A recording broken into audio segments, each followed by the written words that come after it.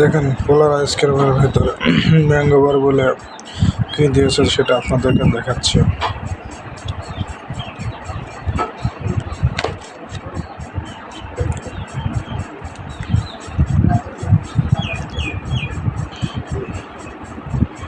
মানুষকে কি ফাঁকি দেয় বলেন? এটা নাকি বলে ম্যাঙ্গো বার আইসক্রিম। হ্যাঁ, এটা কখনো ম্যাঙ্গো বার আইসক্রিম হতে পারে বলেন? শুধু ম্যাঙ্গো বার ফ্লেভার দিয়ে তাই আমাদেরকে বোকা বানিয়ে এবার ম্যাঙ্গো বার আইসক্রিম বলে বিক্রি করতেছে।